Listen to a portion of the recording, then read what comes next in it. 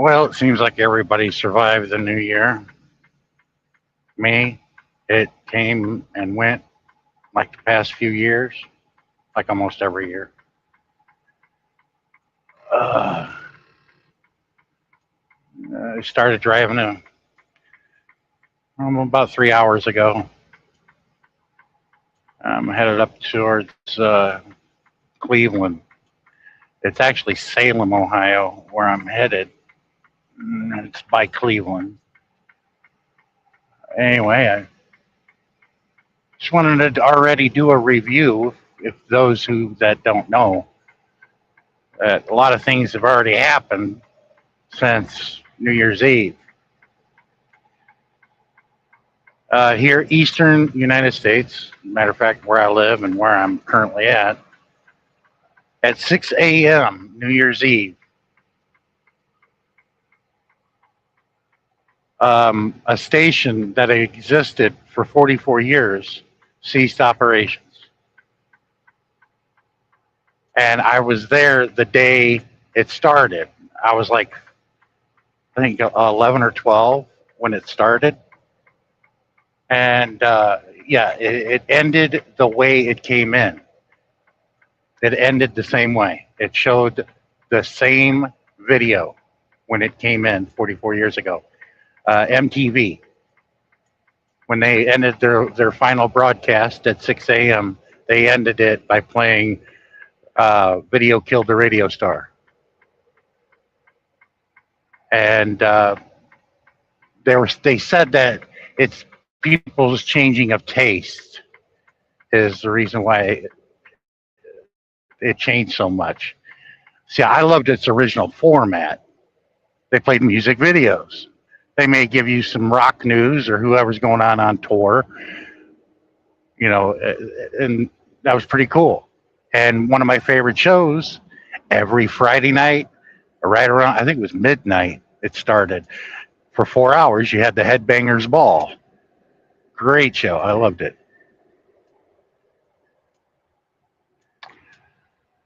Anyway, so New Year's Eve said so long to MTV. To me, what killed it for me was all those stupid reality TV shows. That's where it all got started. I think it was called the Real World, something like that. They were in a camper going across the country, a bunch of college students or right around that age. And it's like, this is boring. Sure, it's like hanging around with friends like I normally would any other time or going on a trip. And then they come up with a whole bunch of others. And to me, it was about music, the love of music, because being a Gen Xer, we had the greatest generation of music there was. An idiot, you're not supposed to pass in the tunnel, jackass.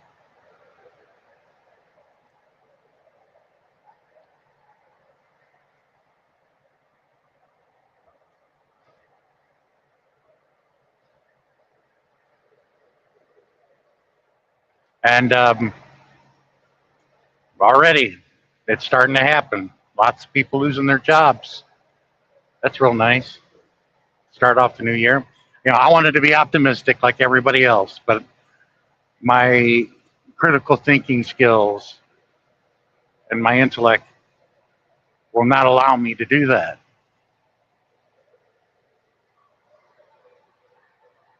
I share the wish like everybody else, but it's not going to happen.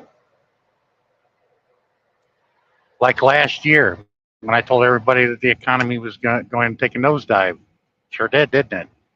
But it's not done yet. It's going to get a whole lot worse.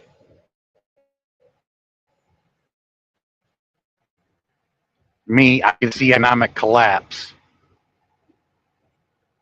Why do I harp on the economy? Because that's number one. That should be on everybody's list of anything else. Everything else that you hear is theater, and typically the what you hear, people will not touch on the economy and go into depth about it. And that's what affects everybody's life. I don't care who you are. And this affects everybody worldwide too, not just my own country. Me, I'm just curious. When the market does crash, I wonder how many people are going to jump out of windows like they did in 1929. You know, I hope not, but people just cannot face the fact that they're in the poorhouse. They're going to be on a soup line. They're going to lose everything. Some of them couldn't handle it, so they put their suit jacket on, opened the window, and jumped right out.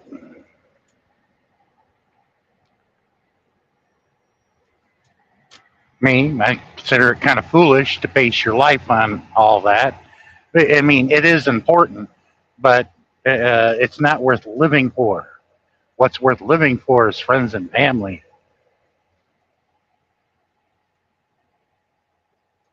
Because if that person would have hung on, we started to recover from the Great Depression, and because of the decisions that were made by FDR in 1933.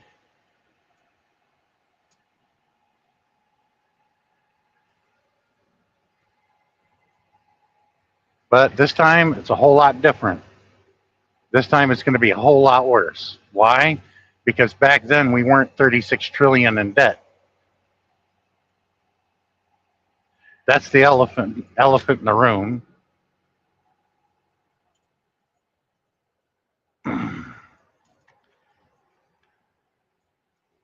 But I'm going to tell everybody it's something to think about and worry about, yes. But if we want to get rid of that debt, we can easily do it. Very easily, yes. Do the same thing that what FDR did in 1933. We're 36 trillion in debt. Who got that money? Who ended up with that money? Well, mostly your 87 billionaires that live in the United States that ended up with that money. Because when you add their wealth together, they have over $48 trillion. You take it from them. There goes the debt, and they're still the richest people in the country.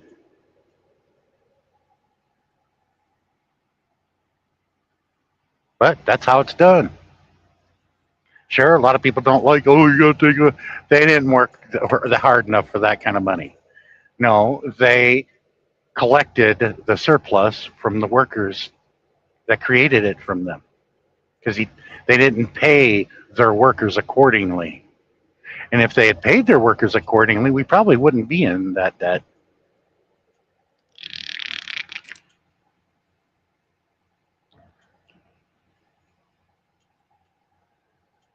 Well,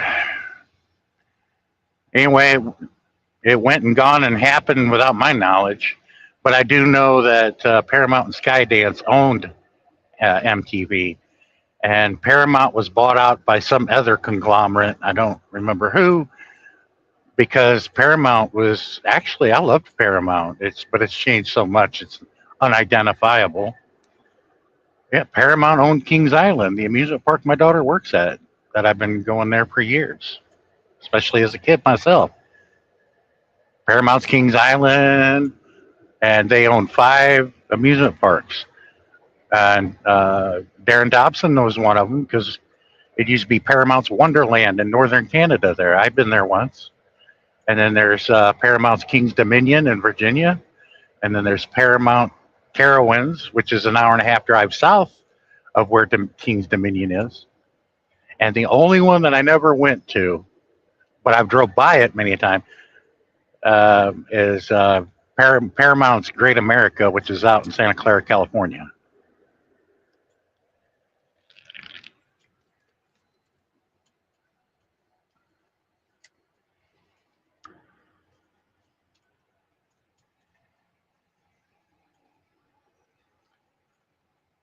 But I share the wish, and I'm just trying to get people to see reality for what it is and stop believing on a faith basis on what our leaders tell us or what they heard on the internet.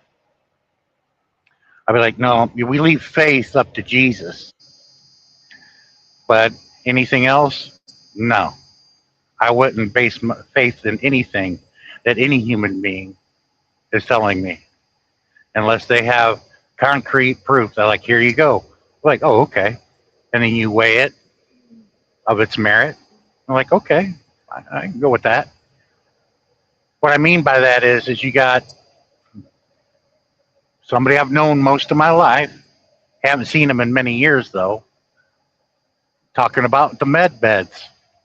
And I'm like, you find me a doctor that did not lose their license that still practices to come forward and show on a video exactly these med beds. They don't exist. Okay, it's a conspiracy theory. Yes, people can make AI videos and all this other crap. And the 1-800 numbers were supposed to come out in late October this year, or last year, a few months ago. Didn't happen. Just like everything else. But these people still believe in it, and still they keep pushing the date back, and people are still believing in it. And when the date lapses, nothing happens. Just like the Doge checks we were supposed to get, and the stimulus checks we're supposed to be getting. It's not happening, folks. Do not count on that money. I told everybody, don't count on it. And a lot of people are getting hurt by making a purchase of something that they can't afford, counting on that money that's not coming.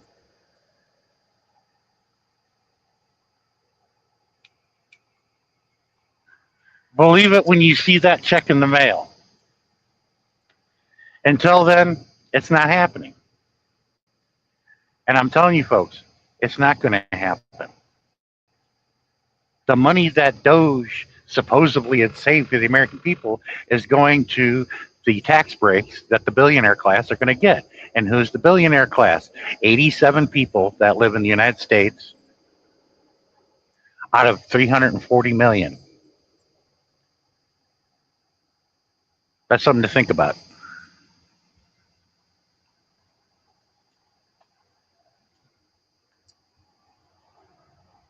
And here's another heads up. This is going to happen Monday or Tuesday.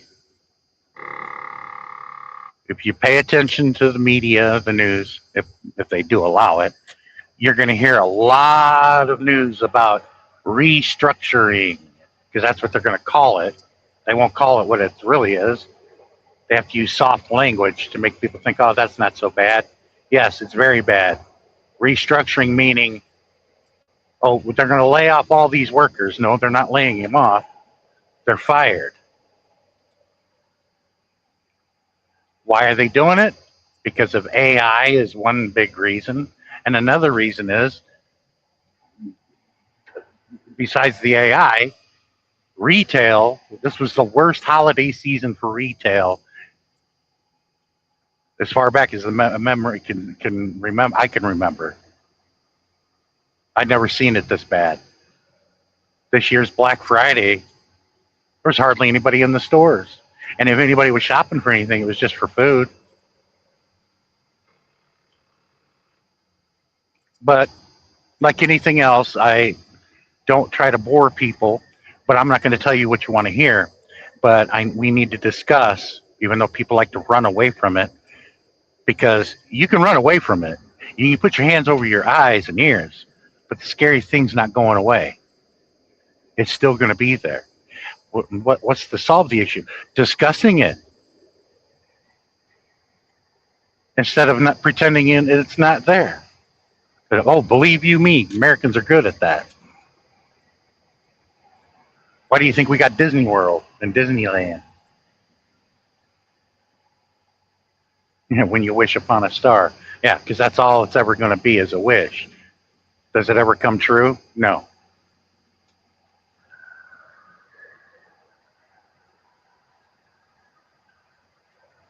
Me, I don't want a magic land. I want reality.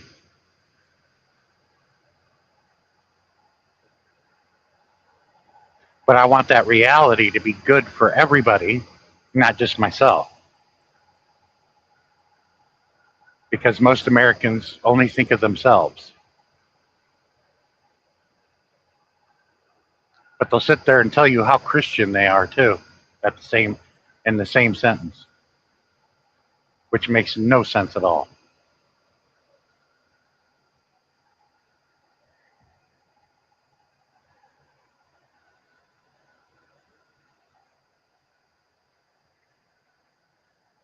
So we've had almost a year, folks. Has things gotten better? Absolutely not.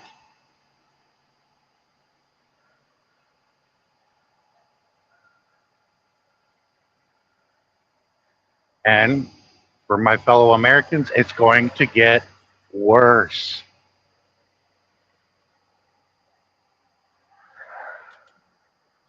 My question is, how bad does it have to get? How bad does it have to get?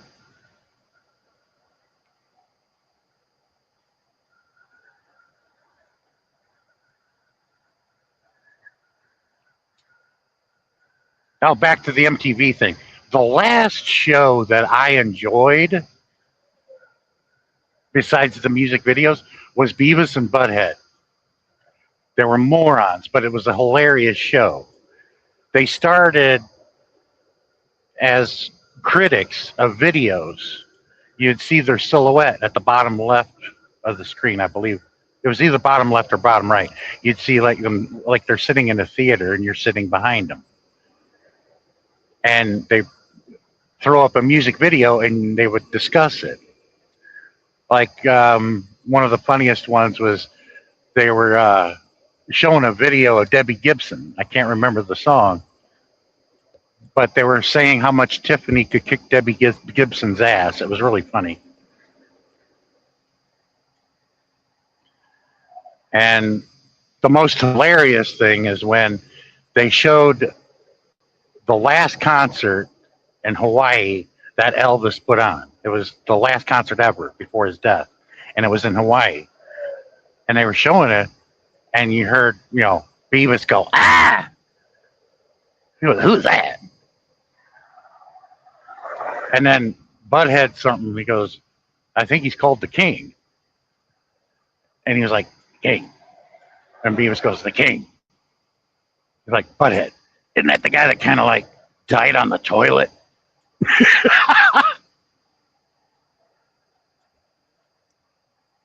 But they would say some priceless things. It was totally hilarious. They were voiced by the same the creator of Beavis and Butthead. They were voiced by the same guy, Michael Judge, who does the majority of the voices in King of the Hill and all the other cartoons he does. And he did the majority of the voices in the cartoon Beavis and Butthead. But that's when parents started to realize we need to really keep an eye on the types of cartoons our kids are watching. And when that happened, it happened in 94, 95, where some young kid was watching an episode of Beavis and Butthead, and Beavis had a Zippo lighter, and he ignited it, and he said, Butthead, let's burn something.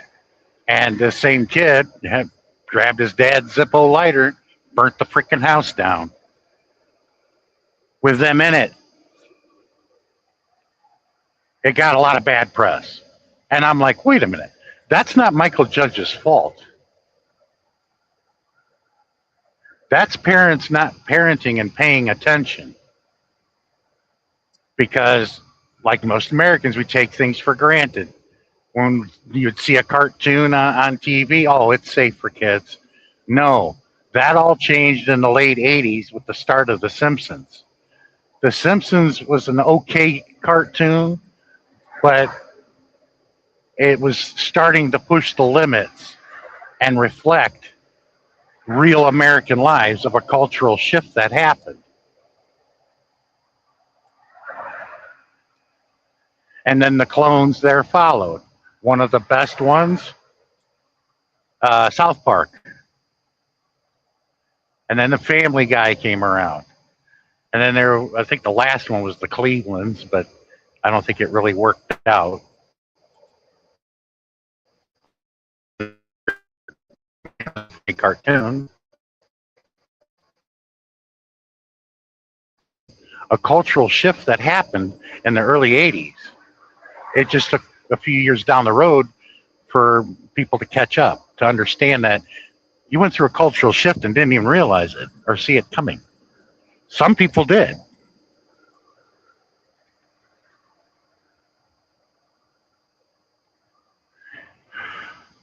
And the cultural shift was this: the man was the one, the breadwinner of the family. The wife stayed at home, take care of the kids, and raised predominantly normal kids, a normal family life. And the TV shows of the 50s and 60s reflected that in the 70s, which you had like Leave It to Beaver, Andy Griffith, and the Brady Bunch. Nice daddy, nice mommy, a dog, lots of toys. But when 1981 rolled around, people's wages weren't going up anymore. They were not going to rise ever again. Now, they may rise, but what that money can buy you, inflation already ate it away. So you're not better off. The average worker, I don't know now, but it used to be, and the past year, but until Donald Trump and Doge decided to fire everybody at the Bureau of Labor Statistics and Economic Research, we're not going to get true numbers anymore. And they were there. What your average worker in the United States makes and what it could buy them is the same as it was in 1978.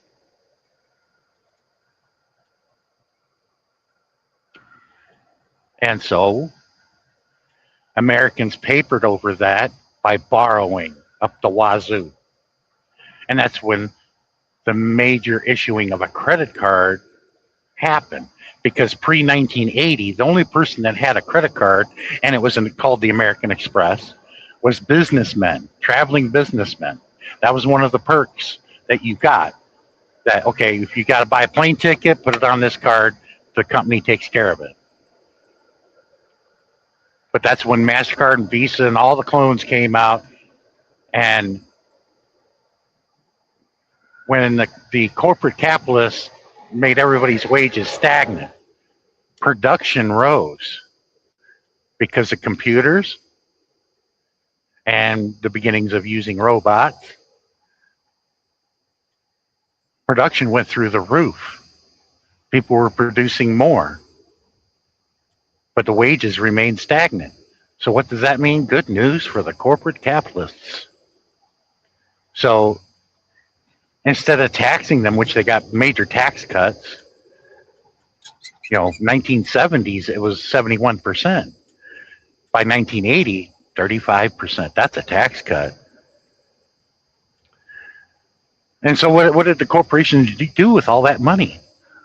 Well, instead of raising people's wages, they created banks. Like GM created GMAC, which is a bank owned by General Motors.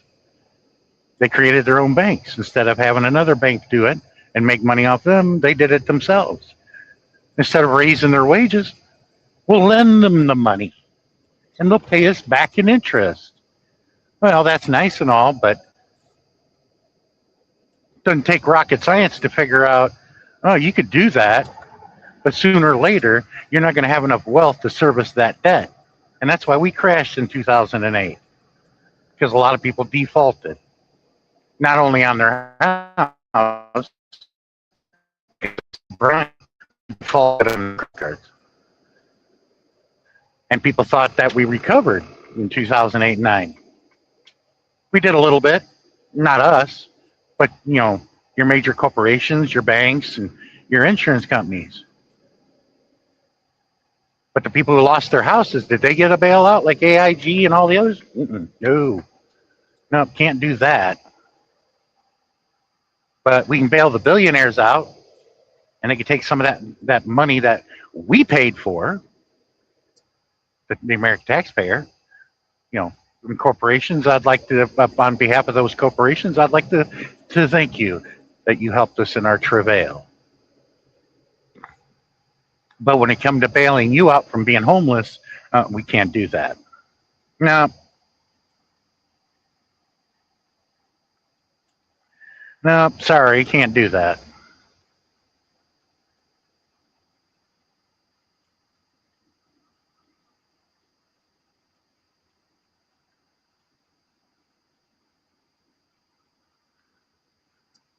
Uh,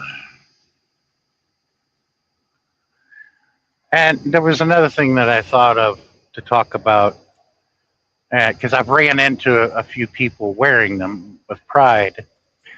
You know, they were wearing them hats and they were wearing T-shirts that had alligator Alcatraz on it, which alligator Alcatraz was closed down a few months back and will not reopen, most likely. But these people were like smiling, like, you know, this is normal behavior, that it's okay, and there's nothing wrong with that. Well, I want to make a comparison here. How do you think people would feel if a limited group amount of people were wearing hats and T-shirts that had Sobibor on it or Auschwitz? Maybe that'll ring a bell with you.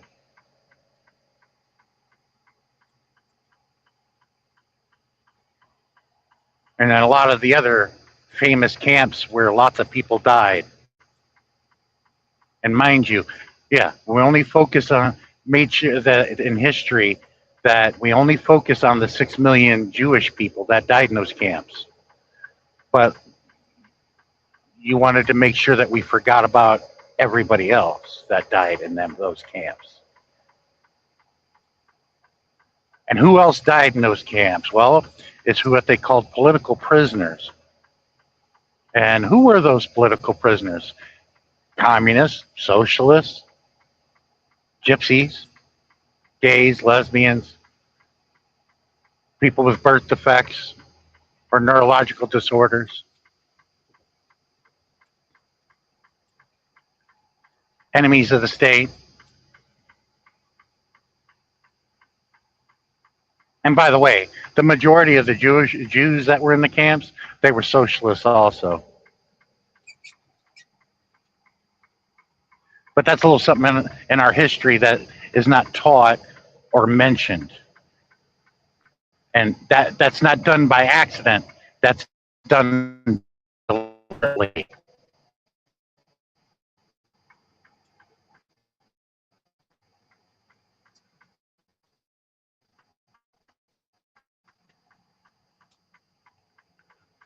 And I believe when I come out of this tunnel, I'm going to say, welcome to West Virginia.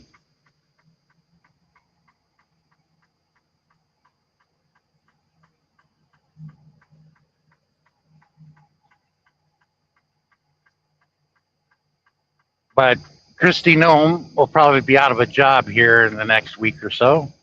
Either she's going to step down, get fired by Trump, because, yeah, she's going to have a pretty good sized trial on her hands. And there's no doubt she's going to get convicted. Because it all started by disobeying court orders. You know, you can do that, but you must face the consequences of doing so.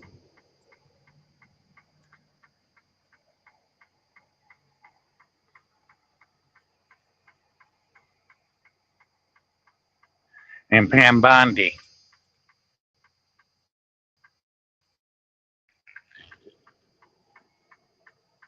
Now, mind you, both of those females are former bikini models.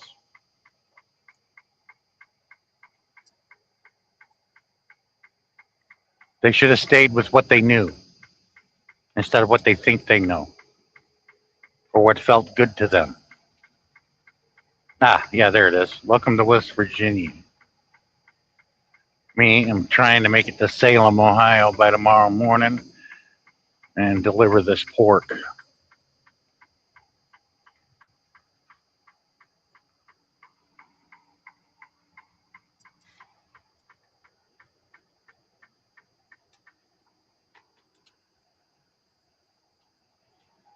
I just can't believe it's getting to be daylight already.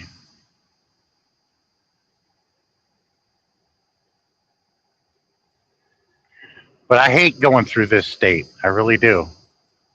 It's depressing. The mountains are beautiful, except for If you go a few miles to my left, westbound a little bit, it's not so pretty. It's an ecological disaster because before the mining companies pulled out, they started blowing the tops of the mountains off.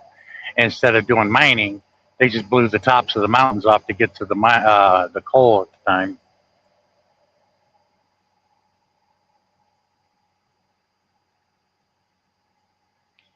I just wish somebody would come up here and we can have a wonderful conversation.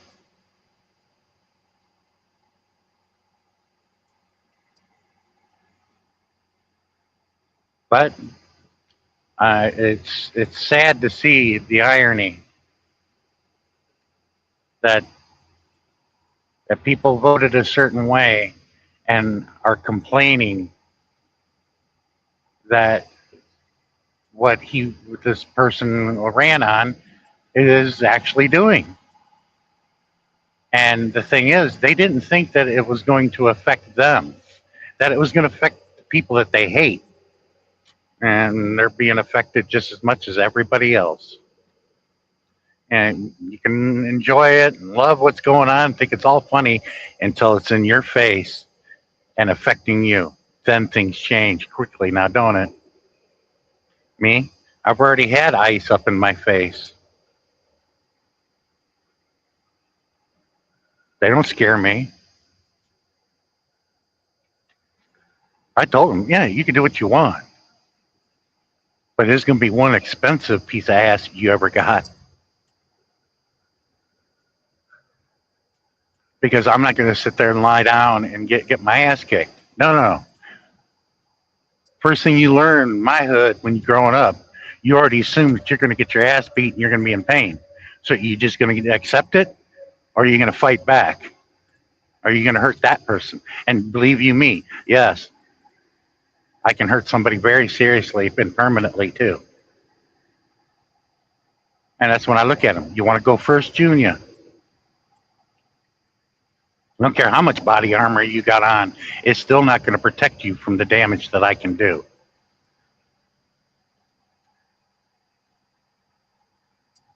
They didn't want to mess with me.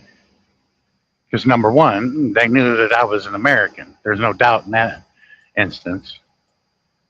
They just thought that they could start a little trouble with me because I spoke to them in German. And I said, don't blame me because I took the time to learn other languages, where your dumbasses probably didn't take the time to learn other languages.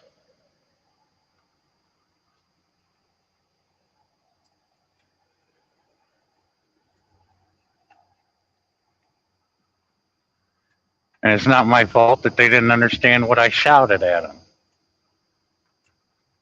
People who speak German did.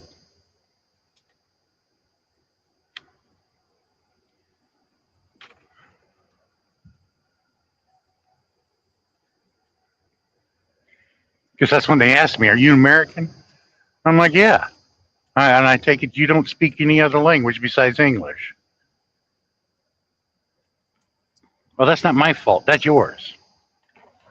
And because somebody can speak another language does not make them foreign. And I said, you want to come to my truck? I'll show you my birth certificate, my TWIT card, my CDL, my medical card, anything else that can prove to you that overwhelmingly that I'm a red blood American.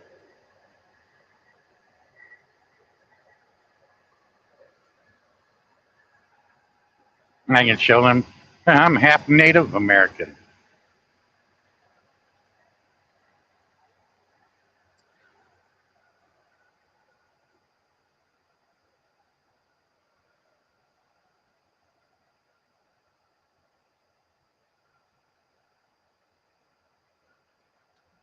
But all I said was what was true.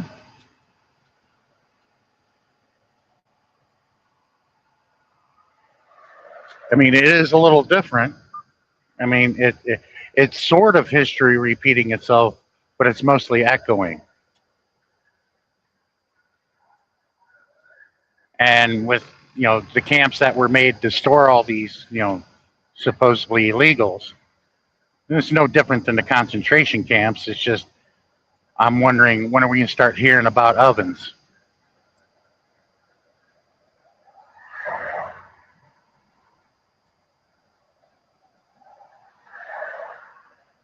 or mass graves? Because until then, nobody's going to pay attention or care for the most part. But later on, when they find out that that sort of thing happened, that's why I tell these ICE agents, you have your fun. Because when this is over, you will be hunted down. Just like in the latter half of the 1940s, you will be hunted down. It may take a while, but you will be hunted down and found. And you will pay for the things that you've done.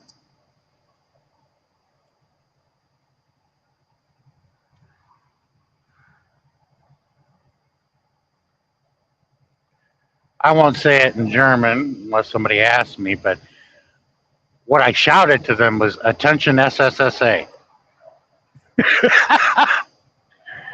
because basically that's how they're acting.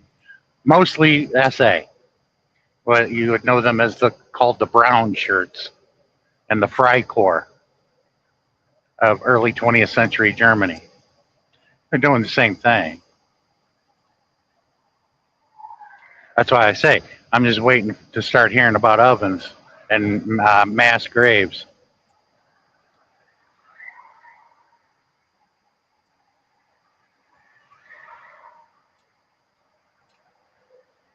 And people that have that knowledge of what happened back then, oh, nobody would do that. Oh, yes, they would. Yes, they would. Because it baffled people back then. How could people do this? You got to understand the situation that they were in.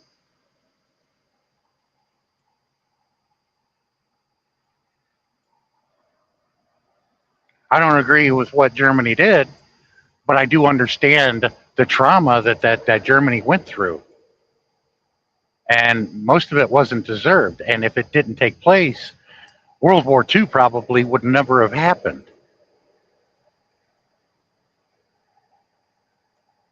But like I said, everything that leads up to today all started by a Serbian killing the Archduke Ferdinand of the Austrian-Hungary Empire. That action is still having ripple effects almost 100 years later. Or actually, over 100 years later. Take that back. It's amazing. And it happened in Europe.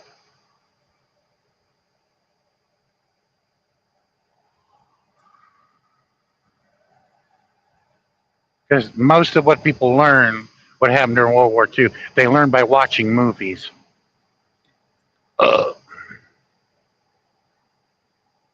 I did too. I learned a lot by watching the movies, but I also started reading books.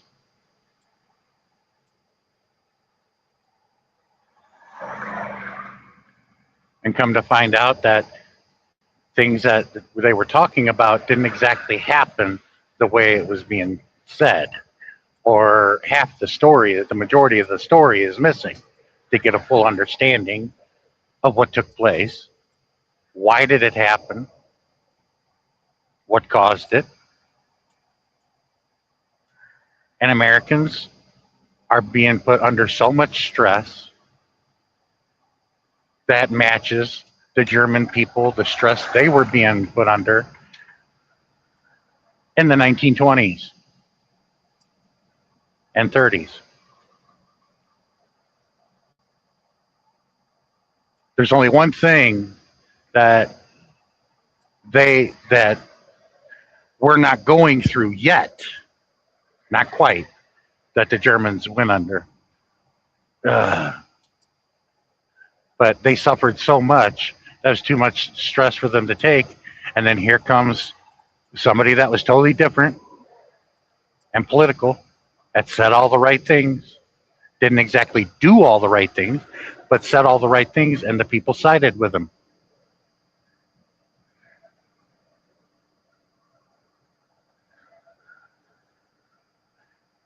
because after the inflation of Weimar Germany, people went in two directions.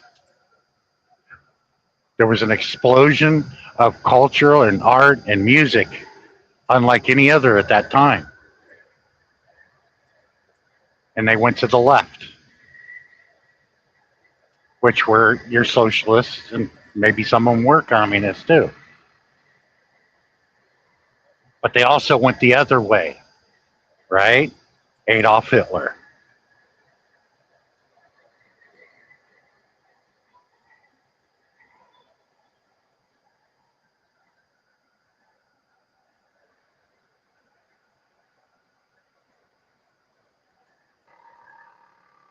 And we're in that same exact position.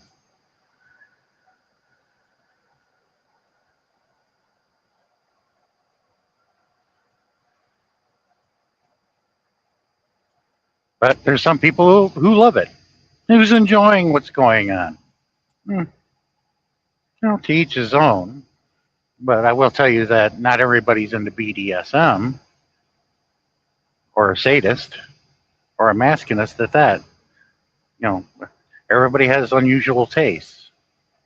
Me, I'm not into that sort of thing, but hey, if that's what you're into, then don't let it affect everybody else or expect everybody else to be the same way.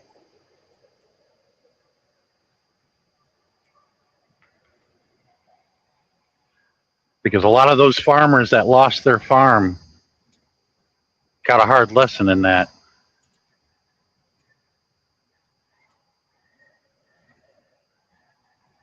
And there were some that actually say, good, as long as it's affecting these people worse than me, they don't mind it as much. And it's like, geez, drive the dildo a little bit further without any KYA.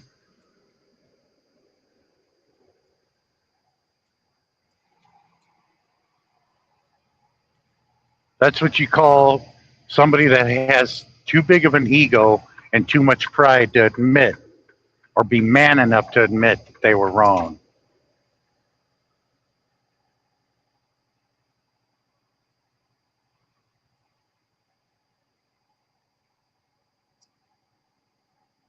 But I mostly made this video to inform as many people as I could that MTV no longer exists as of New Year's Eve.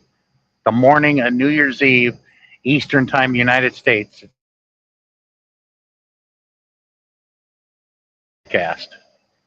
And like I said, they ended it the same way they came in.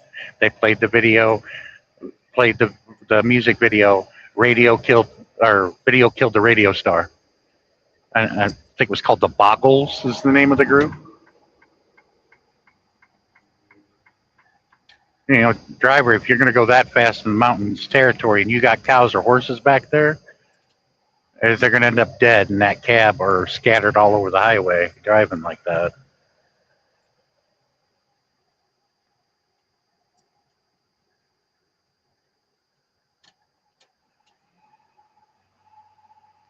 But I don't hear a lot of the people that were saying death to pedophiles and everything else, which was mostly your right wing nut jobs in this country.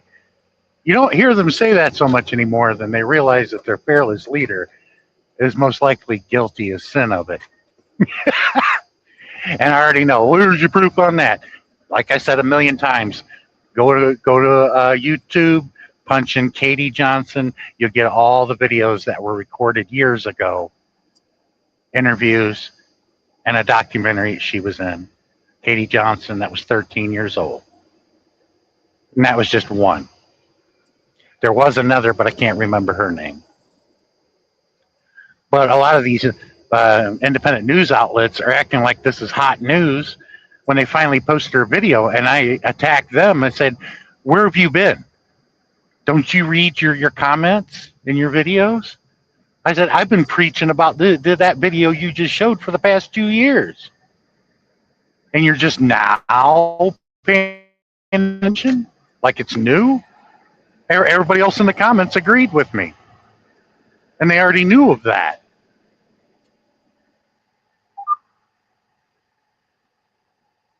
and everything is breaking news. I'm like, why is it breaking news that our president shit himself? That's not breaking news, and that doesn't change anybody's lives. I'm sick of hearing about court this and court that. I said when they got him in the courtroom, or any of these people in the courtroom in front of a judge, then that'll get my attention, and that's breaking news. I don't want to hear about it. I want to see it. I want to watch it just like reality TV. The People's Court. Dun, dun, dun, dun, dun, dun, dun, dun, dun. Yeah. If they want to, bring Judge Judy back out of retirement. She'd be more than happy to do it because I like Judge Judy as a judge because you weren't going to bullshit that Jewish lady. She would always tell them, don't tell me, show me. Because she didn't believe what anybody said. She didn't care if it was God himself or Jesus right there telling her. She would say the same thing. Don't tell me, show me. And you showed her, you had evidence of heavy merit. Oh, predominantly you were going to win your case. But if you didn't, she would drill you and tell you why.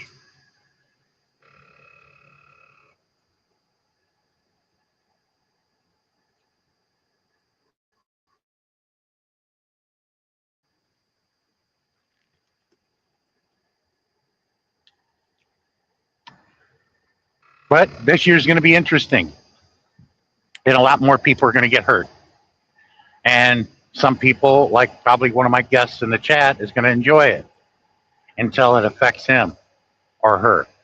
And it's in their face. And where are they going to be? With the rest of the people that it happened to.